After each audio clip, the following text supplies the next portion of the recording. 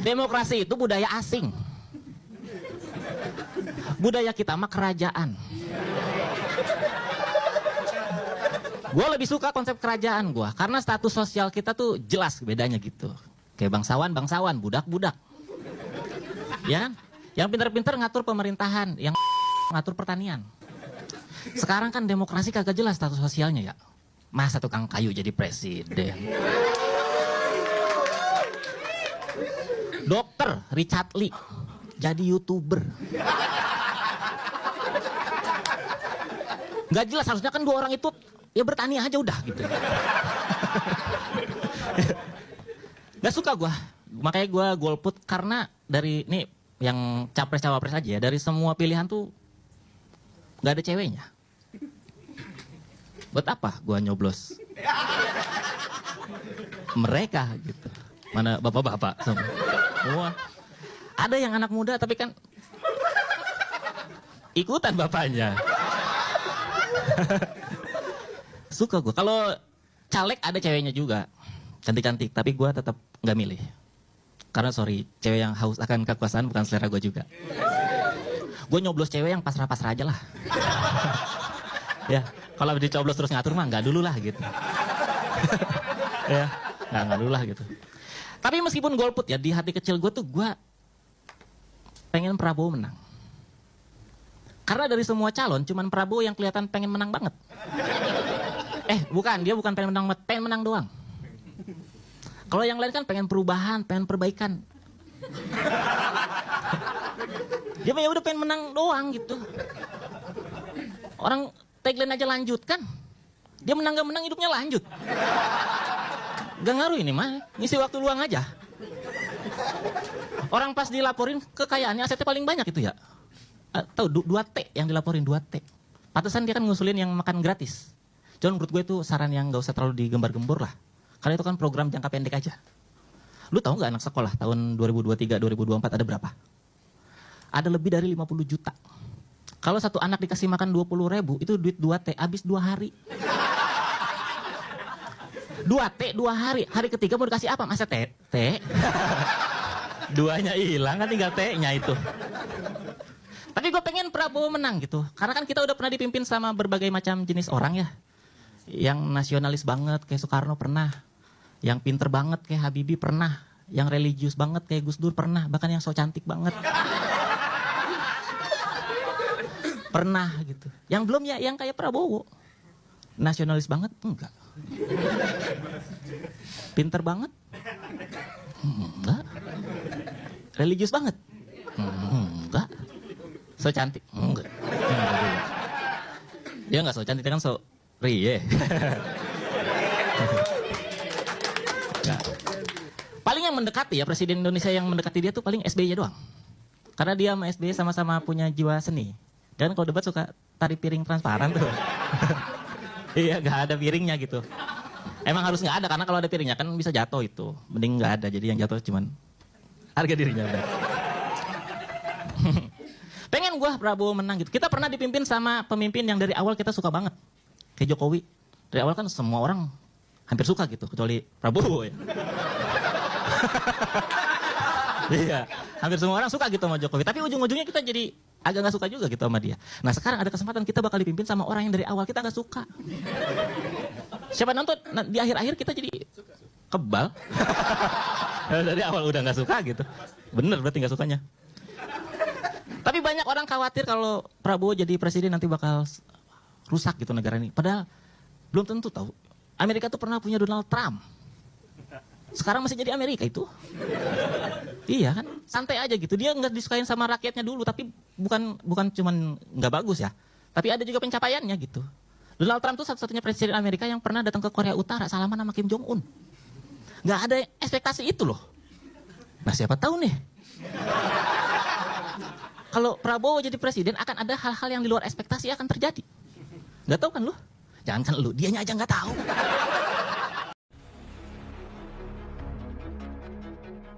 Pertamax itu tidak 10.000. Oke lah. Kan negara kita ini gampang naik, susah turun. Nggak apa-apa. Ya, makanya kemarin saya pernah berdebat. apakah Pertamax itu masih dikatakan BBM bersubsidi? Tanda tanya besar.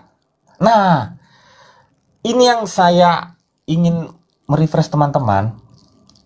Karena gini, ya, tadi kan tahun 2022 harga minyak dunia $100. Sekarang $73. Di APBN kita $85. Yang saya takutkan, seandainya ada kenaikan harga minyak dunia yang tidak melebihi harga minyak dunia tahun 2022 dan Pertamax dinaikkan, artinya apa? Kita makin rugi. Dan harus dipahami juga, seandainya kita berpikiran buruk, harga minyak dunia minggu depan karena perang Israel-Iran 100 lebih. Saran saya jangan langsung dinaikkan harga Pertamax. Karena kalau sudah naik harga Pertamax nggak bakal turun. Itu yang saya takutkan. Pertamax atau premium? Premium kan sudah hilang, Bang. Oke. Sekarang kan Pertamax. Pertalite, sorry. Pertalite. Astagfirullah, lupa saya. Jadi Pertalite, sorry. Tahun 2022 Pertalite itu 10.000. Premium hilang. Nah, yang saya takutkan, ya, seandainya nih perang nih, oke lah, kita ikutin pola pikir mereka, harga minyak dunia jadi tembus 100 dan Pertalite dinaikkan. Artinya apa? Kita juga yang dirugikan karena kenaikan itu paling berlangsung 1 atau 2 pekan, nggak selamanya. Tetapi ketika harga crude dunia turun, Pertalite tidak mengikuti harga itu dan tidak diturunkan. Kalau udah naik nggak mau turun gitu ya? Nggak mau turun. Ya, itu kelakuan orang-orang nih. Kalau udah naik nggak mau turun. Memang naik itu enak emang, apalagi malam Jumat nih. Saya katakan, Pertalite ya, bukan Pertamax ya, Pertalite. Coba teman-teman yang masih hidup dari tahun 2022 sampai sekarang. Ya sekarang kalau sekarang masih hidup ya berarti 2022 hidup lah. Masa ada yang mati hidup lagi? Kamu tuh gimana sih? Ya artinya teman-teman yang masih hidup tahun 2002 kemarin, pernah nggak Pertalite turun? Tidak pernah. Padahal minyak dunia turun 30%. Mari kita bertanya, terus yang disubsidi itu apa? Apakah keuntungan Pertamina atau produksinya Pertalite? Kan ngawur Pertamina. Saya tegaskan, saya nggak takut sama Pertamina. Kita bicara data. Jadi teman-teman, Pertamina saya minta tolong kalau mendengar ada orang Pertamina di sini, jangan sendak udelnya naikkan harga. Karena kalau kalian sudah menaikkan harga dengan alasan harga naik, minyak dunia naik, kadang kan rakyat kita ini kan dibodohi juga. Tuh. Maaf rakyatku, harga minyak dunia naik, tapi nggak dikasih tahu naiknya berapa, nggak dikasih tahu turunnya berapa. Giran naik diumumin, giran turun nggak diumumin, kan ngawur namanya. Ngawur, bercanda namanya. Makanya saya merefresh teman-teman di sini, jangan sampai, saya tidak berharap ya minyak dunia naik, tapi saya nggak berharap. Tapi jangan sampai, ini buat teman-teman Pertamina yang mendengar, jangan sampai seandainya nanti tembus 100, naiknya cuma sepekan 2 pekan, tetapi harga Pertalite di Indonesia yang disebut BBM bersubsidi naiknya seumur hidup, nggak turun-turun. Jangan sampai seperti itu. Itu Bang satu Bang, saya ingin merefresh itu aja. Keren. Terus yang kedua, gini, kan abang tahu saya Kristen, abang tahu saya di Jakarta, betul Bang Parlo? Betul. Saya ini kadang ketawa Bang demi apapun. Contoh nih, ini contoh ya. Ini saya hanya ngomong kepada teman-teman orang Kristen ya, karena saya orang Kristen. Kan kemarin itu ada oknum, tanda kutip agama Islam menutup Alfamart, betul Bang? Betul. Terus banyak komen yang mengatakan pendukung Anies, geng Anies. Gua ketawa. Sejak kapan Anies itu rasis? Sejak kapan? Anies itu baik di Jakarta, bro. Terutama untuk orang Kristen, saya nggak bicara agama lain. Orang Kristen di Jakarta tidak dirasis sama Anies. Jadi buat teman-teman yang Kristen, jangan jahati Anies. Anies nggak jahat sama kita. Ya, saya kasih contoh. Jakarta penduduk terbanyak agama Islam. Anies agamanya Islam. Tetapi digarisbawahi, apabila orang Kristen mau melakukan sesuatu di Jakarta di zaman Anies sangat mudah. Tolong garis bawahi, sangat mudah. Anies tidak rasis sama agama kita, bro. Tidak. Contohnya apa? Program Anies dari dulu sampai sekarang yang masih hidup adalah Christmas Carol. Betul. Artinya apa? Di bulan Desember, orang Kristen bisa nyanyi-nyanyi di pinggir jalan di Jakarta. Di Sudirman. Kemarin di Pondok Indah yang kemarin gue dengar. Gue lihat sendiri. Bernyanyi-nyanyi seperti itu. Pertanyaan saya, daerah mana yang bisa seperti itu? Daerah mana yang gubernurnya yang mayoritas bisa membuat program seperti itu? Daerah mana? Jakarta di zaman Anies. Ya, jadi buat teman-teman Kristen, kalau ada oknum yang tanda kutip rasis, itu bukan Anies. Ya, Anies orang baik.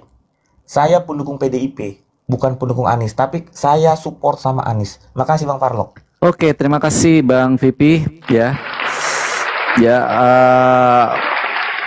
Perayaan Telur Paskah yang baru terjadi dilakukan di Jakarta adalah program Pak Anies Baswedan untuk memberi ruang kepada saudara-saudara kita Kristen untuk merayakan ibadahnya. Ya, yang pertama, yang kedua, pembangunan masjid dan gereja di masa Anies Baswedan 3 kali lipat lebih banyak gereja daripada masjid. Ada masjid di daerah Tambora di mana selama 56 tahun tidak pernah bisa disahkan, tidak bisa pernah didirikan karena terkendala izin. Di masa Anies itu bisa diizinkan dan berdiri saat ini di Tambora. Ini adalah bentuk bagaimana toleransi yang ada di Jakarta ini begitu luar biasa. Dan satu lagi, kita bukan main di ranah agama ataupun ranah bagaimana intoleransi maupun toleransi. Yang kita lakukan adalah melihat pemimpin kita berdasarkan kebijakannya, bukan agamanya, bukan bagaimana dia membuat kebijakan itu atas dasar oh agama saya begini, saya menguntungkan agama saya, tidak, tetapi apakah dari kebijakannya itu menguntungkan rakyat atau tidak. Ya. Satu yang membuat saya ini berpikir bagaimana Indonesia ini bisa maju kalau masyarakatnya masih terkotak-kotak dan ke fanatisme buta. Pemilu masih dibawa-bawa sampai sekarang sudah setahun lebih loh. Masih terkotak-kotak pendukung-pendukung. Saya di sini selalu dikatakan, oh dasar ternak Anies, pendukung Anies. Bahkan saya di Komal ini membawa topik Anies itu jarang sekali. Orang yang selalu menonton live saya pasti bisa melihat berapa kali saya dalam 1 minggu, bahkan belum tentu sebulan sekali saya bawa topik Anies. Karena bagi saya itu adalah nanti di masa kontestasi. Yang sekarang perlu kita kawal adalah kebijakan-kebijakan dari pemerintah.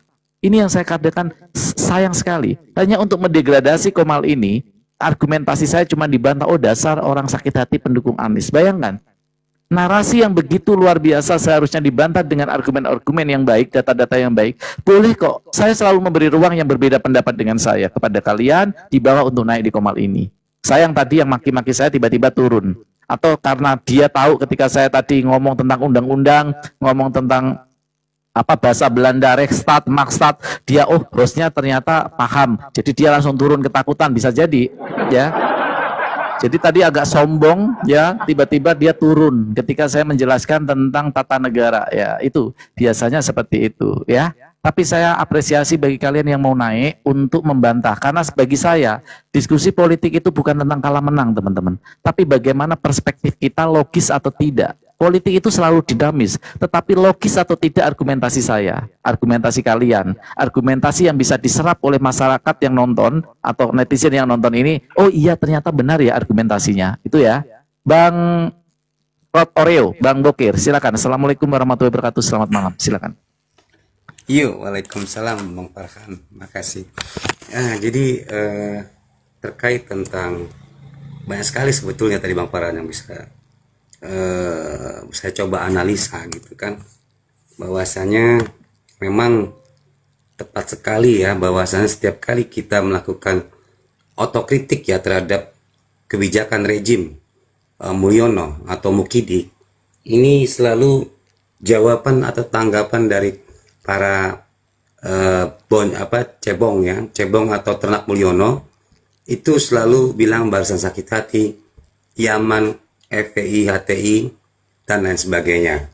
Dan ini sepertinya sudah terarah, sehingga memang tingkat kemampuan daya nalar para ternak Mulyono ini memang kita akui memang di bawah rata-rata gitu kan, secara intelektual passionnya, IQ-nya. Atau bisa dapat dikatakan kalau dalam lintas debat agama itu idiotai itu. Bang Farhan. Kamu idiot. Ya. Jadi itu poin pertama untuk ternak Mulyono. Kemudian kalau kita membuka data juga ternyata terbongkarnya kasus korupsi ini memang pada saat kepemimpinannya Pak Prabowo. Yang dimana kasus korupsinya itu di zamannya Mulyono selama 2 periode gitu kan. Kasus PT Timah, kasus Nikel, kasus Pertamina, kemudian kasus pengiriman emas sekian triliun dan sebagainya. Jadi ini sebetulnya kasus-kasus yang ada di zaman Jokowi ya gitu kan. Bisa di mana bahkan tamu yang terbaru adalah kasus dari Kementerian Pendidikan Kebudayaan Mas Nadiem Makarim gitu kan, dengan kurang lebih 9,9 triliun kalau nggak salah untuk pembelian laptop MacBook gitu kan, Chromebook ya, Chromebook ya, media Chromebook. Artinya apa? Ini orang-orangnya dia, ini kelompoknya geng Solo gitu kan. Kroni-kroninya Mulyono memang terpapar parah penyakit korupsi, ya kan? Yang lebih parah lagi, ternyata kasus misalnya dulu yang terkenal, kalau nggak salah anaknya Raja Jawa gitu kan, yang naik pesawat ke mana itu, ke Amerika kalau nggak salah, pesawat pribadi dengan menggunakan punyanya pesawatnya salah satu pengusaha yang punya kasus. Nah, jadi gimana ya? Luar biasa parahnya selama dua periode, rezimnya Mulyono ini, karena saking hancurnya sistem pemerintahan, sistem demokrasi, membuat undang-undang dalam sekali kurang lebih mungkin 1 minggu gitu kan, dengan biaya yang sekian triliun gitu untuk melakukan perubahan undang-undang. Kemudian belum lagi kasus-kasus terkait tentang pelemahan KPK gitu kan, pelemahan KPK yang dimana Pak Agus Raharjo ya diminta oleh Mulyono untuk menghentikan kasus Setia Novanto. Nah, kemudian yang lebih parah lagi tentang adanya perubahan undang-undang KPK tahun 2019. Ya, di mana ada penolakan dari masyarakat hingga kemudian Presiden pun untuk menandatangani undang-undang KPK ini. Jadi artinya kasus pelemahan KPK ini dimulai pada saat perubahan undang-undang KPK tahun 2019. Itu poin utamanya. Nah, kemudian di mana undang-undang KPK ini lembaga itu menjadi di bawah rumpun eksekutif.